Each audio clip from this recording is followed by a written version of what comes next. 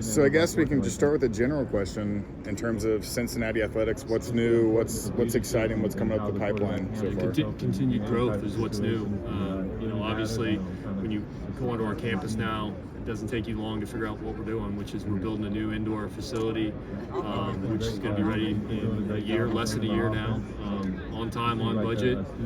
It takes that corner of campus and just reinvents that corner, but it's a new indoor, 100,000 square foot performance center, which is football mostly, but then also a nutrition center. So that's the first thing you notice. But then also, we're redoing a lot of different things around our facilities.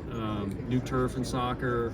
We've just got baseball, new turf. So just a lot of those type of upgrades that we need to do to be ready next year. Is that a project that causes you like a lot of stress, or is it kind of you just have to let it roll with how it goes? I don't get too into the weeds on it because I don't understand it enough. So I have John Daniel working on that for me, and he's really taking the bull by the horns and gives me updates.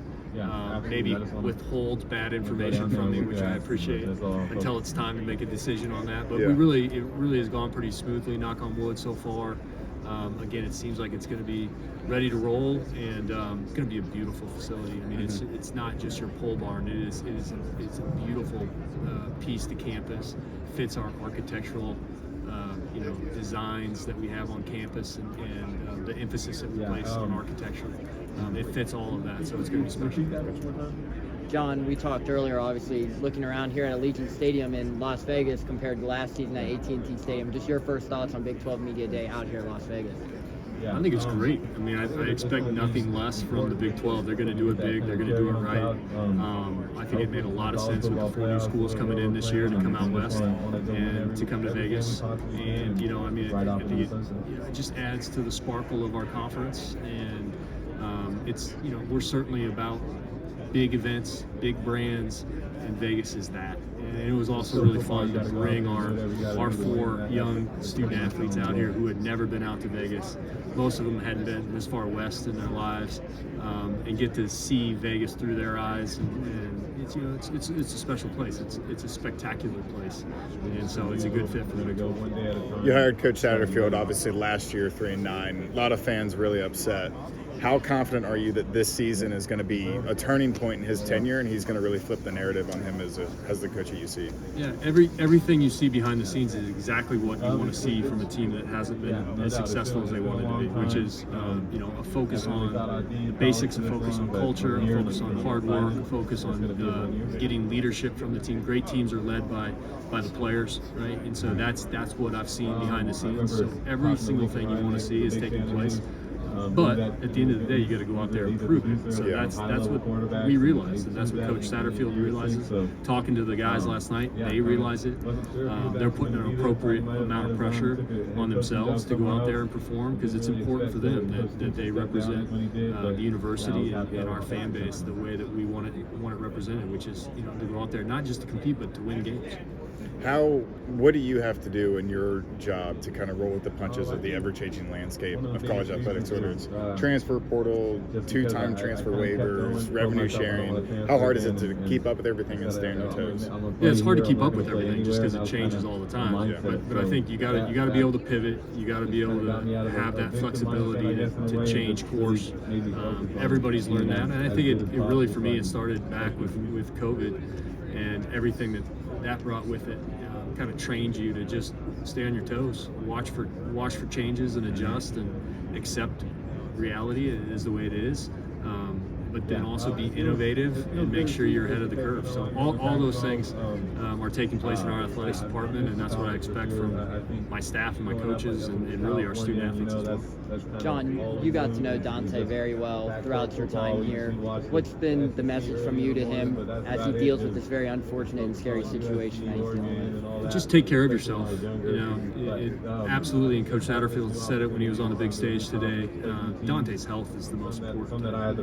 And so we wanted to make sure that we put the right people around him. We have, Aaron Himmler, our head athletic trainer, our doctors, helping Dante out, and making sure that we're getting him the care he needs, getting him to a specialist in this area, making sure that we're doing everything that we're supposed to do with his health going forward. So at that point, then once his health is back to where it needs to be, then you start having discussions about, is there a possibility to play football or not? But you don't even have those until you get his health back to where it needs to be, and that's what we're working on. John, after one season in the Big 12, where do you guys feel like you stack up in terms of facility upgrades, and are there any other things down the pipeline? I haven't seen all the facilities. I've been to most of the campuses, but I haven't necessarily seen all the facilities. But once we have our new indoor and performance center, we'll be as good as anybody in the country in terms of our football facilities. And so there's other things we got to look at.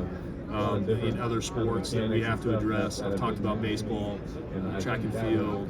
There's just some things that we have to do around with locker rooms for all of our student athletes. So there's some next steps that we have to take. But to get this indoor, which is used by all sports, not just a football facility, I mean, it's used all the time. So to get the indoor set up, looking right, and being high level is really, really important. And then the performance center with it, and the nutrition center, which is to me maybe the most important part of the whole project, because it brings all of our student athletes together around nutrition and fueling our student athletes the right way to compete. And we haven't had that.